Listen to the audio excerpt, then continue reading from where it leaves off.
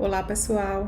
Nessa aula de hoje nós vamos conversar um pouco, de forma bem genérica, sobre escalonamento de processos. O objetivo dessa aula é mais de introduzir esse conceito de escalonamento, quando é que esse módulo do sistema operacional é chamado para executar, qual é a responsabilidade do escalonador de processos. Para começar, vamos revisar quais são os estados de um processo.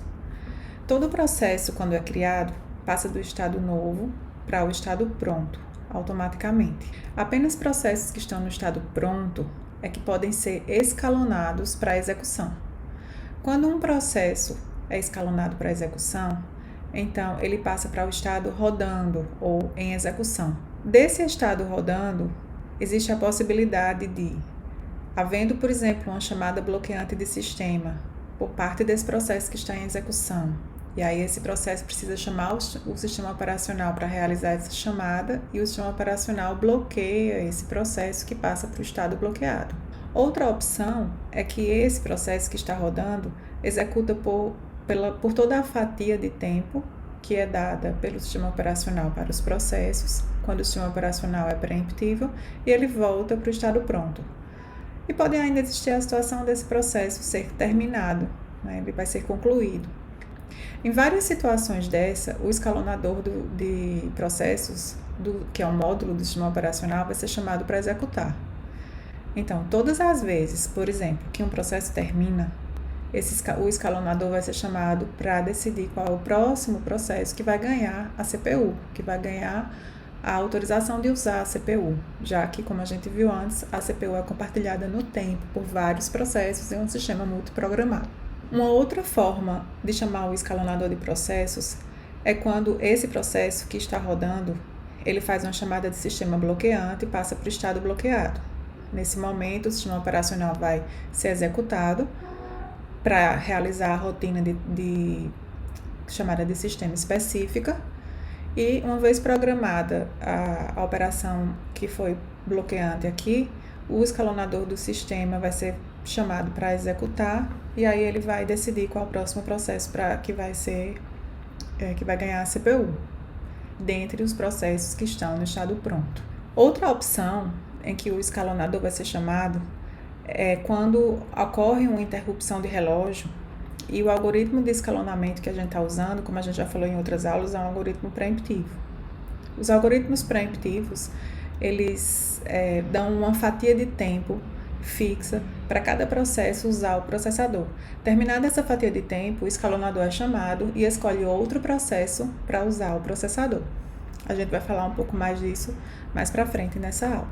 Basicamente, quando houver interrupções de relógio em sistemas preemptivos, né, de escalonamento preemptivo, quando houver uma chamada de sistema bloqueante ou quando um processo terminar, o escalonador do sistema operacional, o escalonador de processos, vai rodar e vai precisar tomar uma decisão sobre qual o próximo processo que vai ganhar a CPU.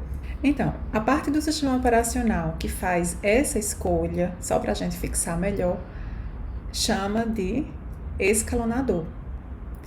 E o algoritmo que ele usa é chamado de algoritmo de escalonamento. Existem muitos algoritmos de escalonamento, como nós vamos ver ainda em outras aulas, porque o algoritmo em si de escalonamento vai depender de uma série de questões, como o tipo de aplicação, como o tipo de sistema computacional, o hardware que tem, qual é o objetivo daquele sistema computacional. Então, dependendo de todas essas características, os algoritmos de escalonamento mudam e eles perseguem objetivos diferentes também. Então, só para repetir, quando é que o escalonador vai ser chamado? Ele vai ser chamado quando o processo que estava rodando termina. Ele vai ser chamado também quando o processo que estava rodando faz uma chamada de sistema bloqueante, porque nesse caso esse processo vai precisar ser bloqueado e aguardar que algum evento ocorra para que ele possa voltar a estar pronto para rodar.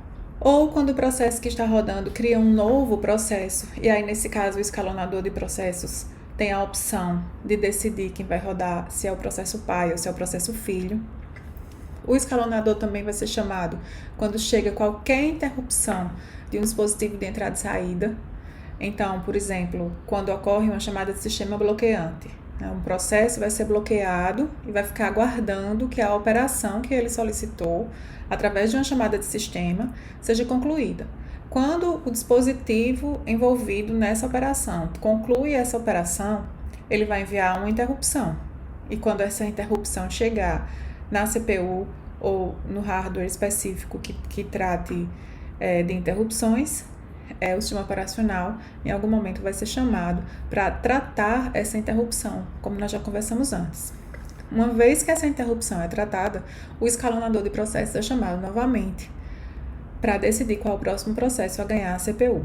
E quando a interrupção de relógio chega, ou quando K interrupções de relógio chegam, após na Késima interrupção que chega, né, isso depende muito do sistema, o escalonador de processos preemptivo também vai ser chamado. Como já falamos antes, existem muitos algoritmos de escalonamento. E esses algoritmos de escalonamento, eles dependem de várias características relacionadas ao sistema computacional. Seja o hardware em si, porque escalonar, por exemplo, para tablets, iPads, smartphones, isso vai ser diferente de escalonar para, por exemplo, um servidor com centenas de CPUs que está aguardando tarefas de usuários, né? Então, o próprio propósito do sistema computacional também pode ser levado em consideração na criação dos algoritmos de escalonamento, tá? Então, por exemplo, escalonar processos em computadores pessoais vai seguir certos objetivos, por exemplo, o objetivo de atender um usuário interativo, e geralmente só um usuário. Isso é diferente de escalonar processos em servidores, que também vai ter usuários interativos, mas vão ser muitos usuários. Então, a gente pode perseguir objetivos diferentes aí nesses dois ambientes. E escalonar em dispositivos móveis pode ser mais diferente ainda, dado que esses dispositivos, por exemplo, têm questões com energia, né? A gente tem que manter o bom uso da energia, evitar desperdiçar energia, porque eles têm uma bateria pequena. Esses vários algoritmos de escalonamento, eles provavelmente perseguem objetivos diferentes.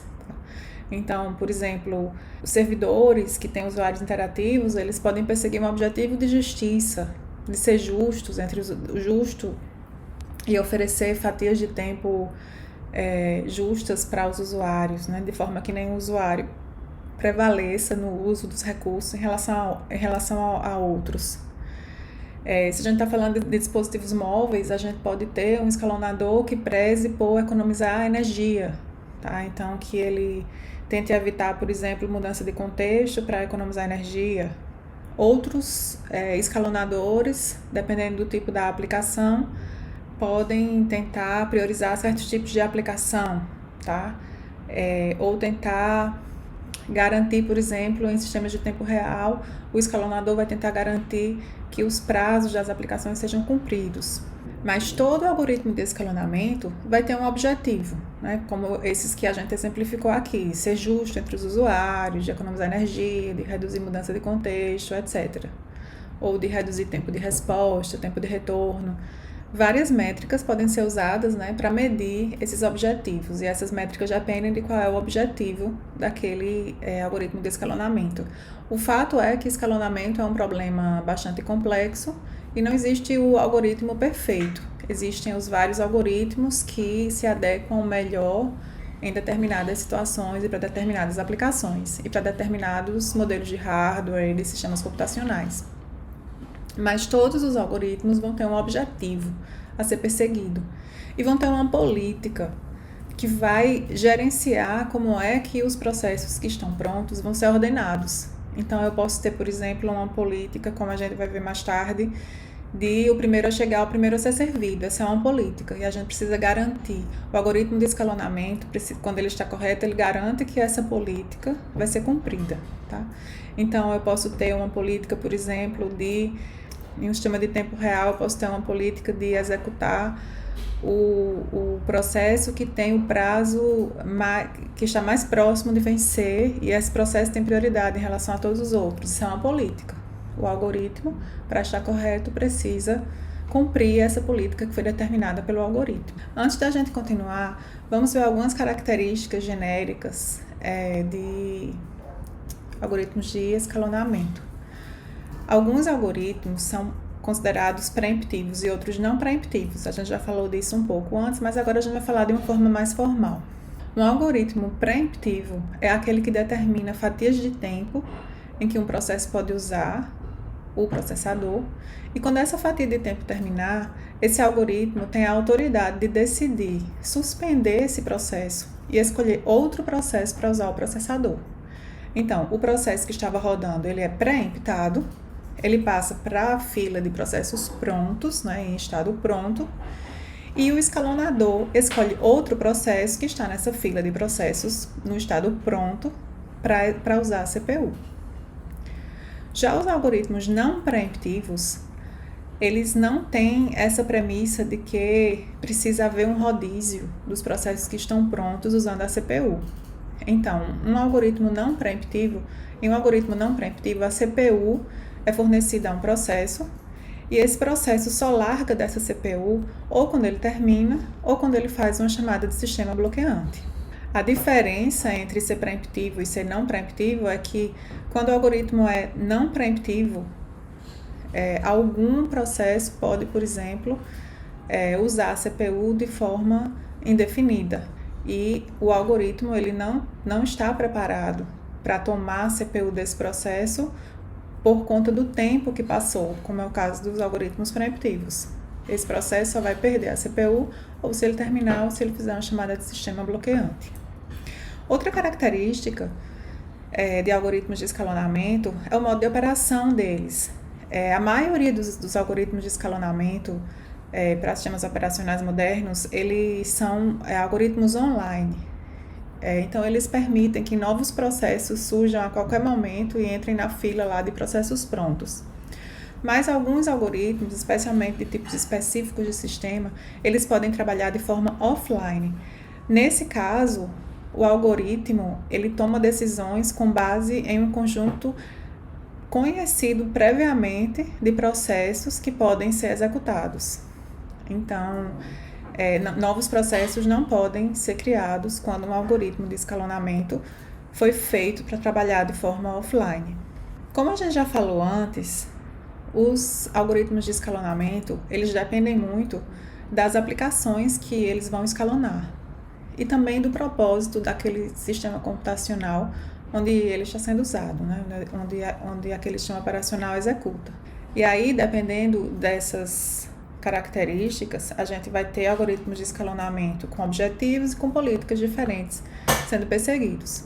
Nesse nosso curso, nós vamos estudar 3 categorias de aplicações, que são as aplicações mais comuns atualmente, que são os sistemas em lote, que são os sistemas batch, as aplicações batch, que são aplicações que requerem CPU, que requerem entrada e saída, mas que elas não têm interação com os usuários. Então, nesse tipo de sistema, que é um sistema em batch, a tarefa, a aplicação é enviada pelo usuário para ser executada e o usuário sai e fica aguardando alguma resposta, por exemplo, um e-mail que vai chegar para dizer que aquela aplicação que ele pediu para ser executada foi concluída. Esses sistemas, obviamente, eles não são sistemas de uso pessoal, eles são usados em grandes corporações para rodar software como folha de pagamento, ou, por exemplo, em grandes centros de pesquisa, em que supercomputadores executam modelos de previsão de tempo, outros modelos de previsão meteorológica, etc. Tem os sistemas que são interativos, né, que interagem com usuários, que podem ser aqueles sistemas pessoais, né, de computadores pessoais, mas podem ser também servidores em rede. E a gente também tem sistemas de tempo real, que são sistemas que executam aplicações que têm um prazo para terminar e quando esse prazo vence, não faz mais sentido executar aquela aplicação. Então, em geral, o objetivo de sistema de tempo real é cumprir com esses prazos para a maior parte das aplicações. Apesar dos algoritmos de escalonamento dependerem bastante do tipo de aplicação e do tipo de sistema, na categoria de aplicação e do tipo de sistema, existem alguns objetivos que são desejáveis em geral para qualquer escalonador, independente da categoria de aplicação ou do tipo de sistema do qual a gente vai falando. Então, justiça, por exemplo, ser justo entre os processos que estão querendo rodar, não priorizar processos ou priorizar exatamente os processos que a política de escalonamento diz que é para priorizar. né? A justiça no uso dos recursos é um desses objetivos. Outro objetivo é garantir que a política de escalonamento daquele algoritmo está sendo cumprida, a política adequada de escalonamento está sendo cumprida. E, finalmente, o terceiro objetivo, que, na minha opinião, é um dos mais importantes para que a gente consiga, como sistema operacional, usar eficientemente os recursos, é manter todos os recursos do sistema ocupados na maior parte do tempo. Então, só para a gente ter uma ideia, o próprio sistema operacional, muitas vezes, em maior ou menor escala, dependendo do tipo de sistema que a gente estiver falando, o próprio sistema operacional é quem decide, por exemplo, quais são as aplicações que vão estar na memória. E apenas as aplicações que têm parte de seu código na memória é que podem estar prontas para rodar. Processos que estão com parte do seu código já em memória que podem estar prontos para rodar. Então, se o sistema operacional resolve pôr em memória só processos que são limitados por CPU ou só processos que são limitados por entrada e saída, isso pode causar o mau uso dos recursos. Aqui, por exemplo, a gente vê um exemplo aqui em cima de uma aplicação que é limitada por CPU. O tempo corre aqui para a direita e aqui essas caixinhas cinzas são o tempo de CPU que aquele processo consegue usar. Nesses exemplos aqui é como se o processo estivesse sozinho executando na máquina e nunca perdesse a CPU, o que aconteceria? Para esse processo aqui em cima, ele teria um longo período de uso de CPU até que ele precisaria de uma operação de entrada e saída. Depois que essa operação é concluída, ele teria outro longo período de tempo de uso de CPU até que ele precisasse realizar uma outra operação de entrada e saída. E assim ele segue com longos períodos de uso de CPU antes de precisar realizar alguma operação de entrada e saída. Esse é um processo típico limitado por CPU. A gente pode ter processos, aplicações que são limitadas por entrada e saída. Nesse caso, elas usam pouca CPU e já precisam realizar alguma operação de entrada e saída. Quando essa operação termina, tem mais algum processamento a ser feito, mas pouco processamento, até que precisa novamente de uma operação de entrada e saída. E assim ela segue, com pouco processamento e uma operação de entrada e saída, pouco processamento e uma operação de entrada e saída. Se a gente pensa num sistema, num escalonador, para escalonar aplicações desse tipo, e a gente não dá nenhuma prioridade, por exemplo, para as aplicações que são limitadas por entrada e saída, o que é que vai acontecer? Essas aplicações limitadas por entrada e saída, mesmo em um algoritmo preemptivo de escalonamento, elas vão usar um pouquinho a CPU e vão bloquear, porque elas vão precisar fazer entrada e saída. Se a gente tiver muitas aplicações limitadas por CPU, que estão prontas para rodar, o que vai acontecer é que ela vai aguardar que todas essas aplicações, né, desse tipo aqui, limitadas por CPU, rode. Provavelmente elas vão rodar cada uma por toda a fatia de tempo destinada a elas, até que essa aplicação, que é orientada à entrada e saída, possa ganhar de novo a CPU. Enquanto essas várias aplicações que são limitadas por CPU vão ficar se revezando na CPU, e a operação dessa aplicação de entrada e saída já foi concluída, a operação de entrada e saída, o disco vai estar sem uso, enquanto que a CPU vai estar sendo bastante usada. Já se o sistema operacional, de alguma forma, conseguir fazer um mix melhor de aplicações desses dois tipos, vai ser mais fácil garantir que tem sempre alguém usando o disco e sempre alguém usando a CPU. Além disso, se a gente não priorizar essa aplicação aqui de entrada e saída, ela vai ter longos períodos de espera para usar a CPU, usa um pouco a CPU e já vai ser bloqueada novamente para uma operação de entrada e saída. Então, isso aqui é só para a gente ter um exemplo das características que tornam o escalonamento de processos um pouco desafiador, porque são decisões que o sistema operacional precisa tomar, na verdade, em vários níveis. Aqui a gente vai falar aqui nesse curso inicialmente sobre as decisões que ele toma apenas no nível de quem é o próximo a usar o escalonador. Mas quem decide que aplicações vão estar na memória também é o sistema operacional, que também pode ser considerado um tipo de escalonamento aí de longo prazo. Na próxima aula, nós vamos conversar um pouco sobre os algoritmos de escalonamento mais específicos para cada categoria de sistema. Até a próxima!